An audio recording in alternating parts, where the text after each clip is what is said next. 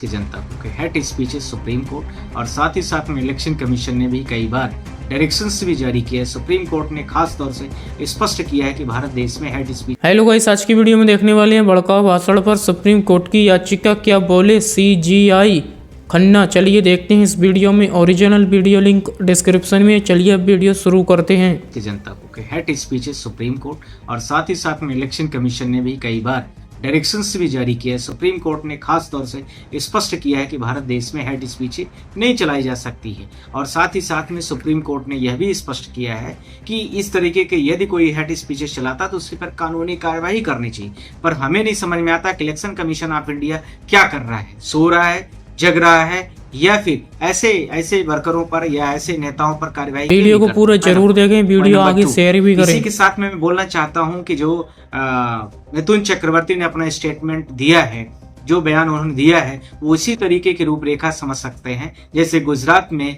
अमित शाह की भूमिका थी और नरेंद्र मोदी की, जिसमें बहुत सारी बड़ी बड़ी घटनाएं घटी और वहां पर नरेंद्र मोदी को ब्रांड बनाया गया हिंदू मुस्लिम के अगेंस्ट में। तो मैं आप लोगों के माध्यम से बोलना चाहता हूं कि जिस प्रकार से उन्होंने हेट स्पीचेस दिया है, 3 उनकी हेट स्पीचेस बड़ी प्रमुख रही। पहला, उन्होंने बोला कि मुझे इस प्रकार का कार्यकर्ता चाहिए जो कि वह गोली खाए और यह दिखाए कि कितने गोली। मैं स्टेटमेंट भी पढ़ रहा हूं। We need such a worker who can fight head on. He said that we need such worker who can challenge. Come fire at me. So how many bullets you have in your gun? हमें वो कार्यकर्ता चाहिए कि जो वह दिखाए कितनी गोलियां तुम्हारे से हैं और वो मैं खाने के लिए तैयार हूं। तो इस प्रकार के मुझे लगता है कि मिथुन चक्रवर्ती के पास 2 बच्चे हैं। इसका एक्सपेरिमेंट उनको खुद अपने बच्चों पर करके और बीजेपी का वर्कर बनाना चाहिए। पहला इसी का दूसरा पॉइंट था।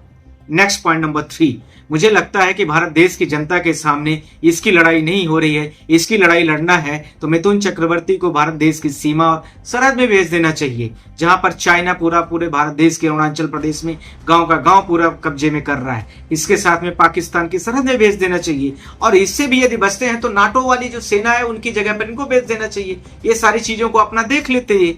ये जाते वहां पर और अपने बच्चों के साथ में दिखते कितने। सवाल तो ये भी है कि गृह मंत्री इस देश के गृह मंत्री अमित शाह भी वहां पे बैठे हुए थे, हैं? तो क्या अमित शाह को पार्टी से बाहर निकाल देना चाहिए, शिकंजा कसना चाहिए था, अपने कार्रवाई करनी चाहिए? एफआईआर तो दर्ज हुए हैं, क्या अमित शाह पर भी कार्रवाई होनी चाहिए? मैं आप लोगों के इसका जवाब यह है कि अमित शाह जो भारत देश के गृह मंत्री हैं, गृह मंत्री के सामने इस प्रकार से बयान दिए जा रहे हैं। गृह मंत्री कोई भी उस पर एक्शंस नहीं ले रहे हैं। गृह मंत्री कोई एफआईआर नहीं लाज कर रहे हैं। इसके साथ में गृह मंत्री न तो कुछ उनको पार्टी से निष्कासित किए, न तो कोई पनिशमेंट दिए, न तो मीडिया के सामने आकर के कोई माफी मांगे। सिर्फ और सिर्फ चुनाव लड़ने के लिए हिंदू और मुस्लिम बनाम करके पूरे भारत देश को गुमराह करते हैं। उनके पास कोई एजेंडे नहीं है। तो उन्होंने मिथुन चक्रवर्ती के ऊपर कोई कार्रवाई इसीलिए नहीं किया और उन्होंने सोचा कि तात्कालिक ज्वलंत मुद्दा, इससे अच्छा कुछ नहीं हो सकता, इसलिए उन्होंने परमिशन दिया और इंटेंसली उन्होंने परमिट किया है, जो कि वो विभिन्न राज्यों में ऐसा करके बीजेपी की सरकार लाए हैं, बिना काम के माध्यम के, बिना किसी और चीजों को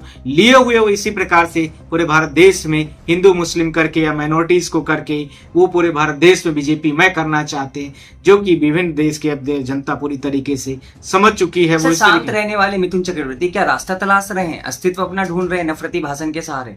मुझे लगता है कि उन्होंने जो उनको दादा साहब फाल्के पुरस्कार दिया गया था, बीजेपी पार्टी के माध्यम से गवर्नमेंट के थ्रू दिलाया गया था, उसका उन्होंने पूरा संज्ञान लेते हुए उन्होंने पूरे बीजेपी सरकार को खड़ा करने की कोशिश किया है और इस बयान को देकर के दादा साहब फाल्के पुरस्कार भारत देश का शर्मिंदा है। और ऐसे नेताओं को और इस प्रकार के जो भारत देश के फिल्म इंडस्ट्रीज के एक्टर हैं, यदि उनको दिया गया तो मुझे लगता है कि इससे शर्मसार देश के अलावा और कोई विषय नहीं हो सकता है। इसी के साथ में मैं यह भी बोलना चाहता हूं कि उनकी उम्र लगभग 70 साल की हो गई। क्यों भारत देश को विभिन्न राज्यों में बांटना चाहते हैं? क्यों भारत देश को विभिन्न छोटे छोटे स्टेट्स में बांटना चाहते हैं? क्यों भारत देश को विभिन्न उसी प्रकार से बांटना चाहते हैं जो कभी पहले भारत देश के विभिन्न टुकड़े हुए हैं? इसी प्रकार के नेता ही भारत देश की इस तरह के दिशा में ले जाने के लिए जिम्मेदार हैं, जो कि मिथुन चक्रवर्ती को भारत देश की जनता और साथ में वेस्ट बंगाल की जनता कभी माफ नहीं करेगी और इसका जवाब भी देगी। इसी के साथ में मैं यह भी कहना चाहता हूं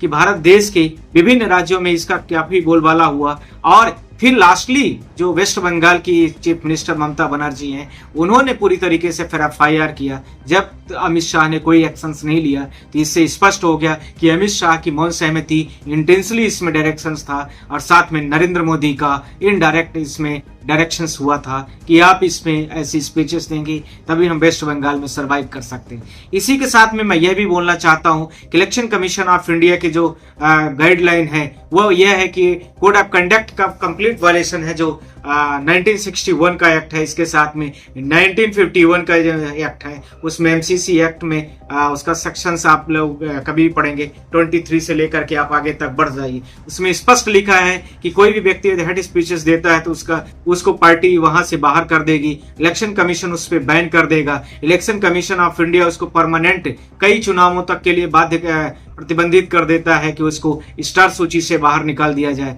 साथ ही साथ में ऐसे व्यक्तियों पर परमानेंट चुनाव लड़ने के लिए भी प्रतिबंधित करने के जैसे दिशा निर्देश इलेक्शन कमीशन की गाइडलाइन में MCC model of code of conduct में स्पष्ट लिखा है। पर भारत देश में जिस तरीके से इलेक्शन कमीशन सो रहा है, एक तरफा एक सिस्टम होकर के बीजेपी का एक सिस्टम बन के, एक तंत्र बन के बीजेपी का काम कर रहा है, उसको भारत देश की जनता सब देख रही है। और साथ में सुप्रीम कोर्ट भी इस मामले को लेकर के अमोघ दर्शक बना हुआ है, जिसको स्पष्ट गाइडलाइन करते हुए ऐसे व्यक्तियों को परमानेंट बैन करना चाहिए। वह भी अमोघ दर्शक एक तंत्र की तरह काम कर रहा है, जिसकी हम घोर निंदा करते हैं, भर्त्सना करते हैं। साथ ही साथ में भारत में जो आजकल बटेंगे कटेंगे जैसे नारे काफी व्यापक लेवल से फैल रहे हैं, जो देश में कई बड़े लेवल पर जो लड़ाइयां हो रही हैं, जिसमें हम हिंदू मुस्लिम सिख ईसाई सब लड़ के पूरी देश की आजादी लाए, आज उस भारत देश के इतनी तरीके से गुटबाजी, इतनी तरीके से हेट स्पीचेस करके पूरे भारत देश की जनता में विषाक्त जहर फैला दिया है, जिसके लिए पूरे भारत देश की जिम्मेदारी कहीं न कहीं बीजेपी की कंप्लीट तरीके से दिखी है,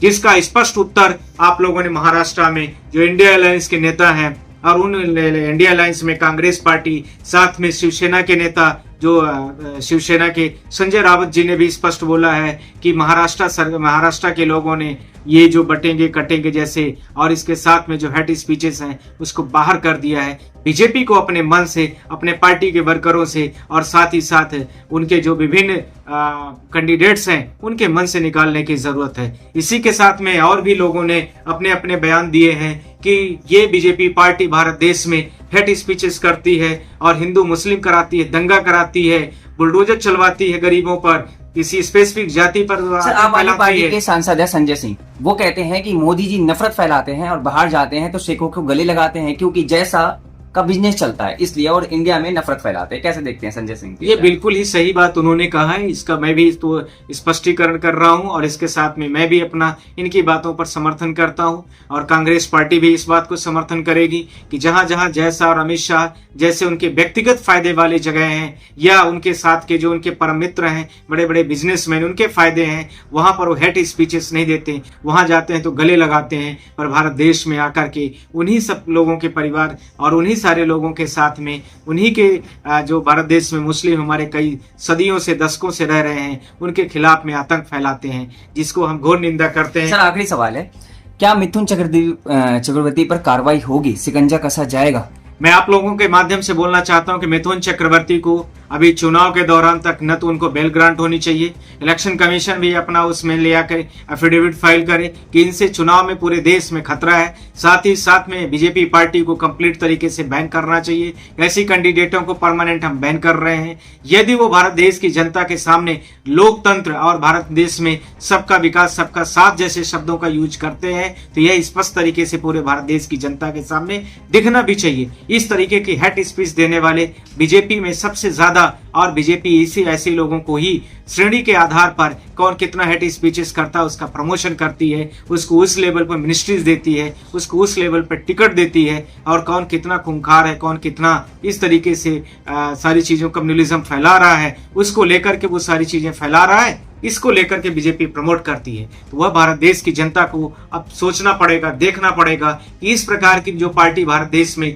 दिखाती तो कुछ और है और विदेश में जाकर के ऐसे ही लोगों के साथ में गले मिलती है, उसके साथ में क्या न्याय करना है। पूरे भारत देश की जनता, जो मैं भी कह रहा हूं और आप लोग भी अपने कमेंट से बताएं कि यदि कुछ इसमें और भी सुझाव है तो हम उसको रखेंगे, इलेक्शन कमीशन के सामने प्रेजेंटेशन में भी देंगे, साथ ही साथ में सुप्रीम कोर्ट में भी देंगे। और ऐसे नेता जो इस तरीके से भारत देश में विभिन्न तरीके से गुटबाजियां फैला रहे हैं उनको परमानेंट बैन किया जाए, उसके लिए भी हम आप लोगों के लिए लड़ेंगे और करेंगे। चलिए वीडियो यहीं पर खत्म करते हैं। अगर आप भी ऐसी वीडियो देखना पसंद करते हैं तो हमारे चैनल को जरूर सब्सक्राइब करें, वीडियो लाइक करें, वीडियो को ज़्यादा से ज़्यादा शेयर करें। Thanks for watching. अपनी राय कमेंट में जरूर दें।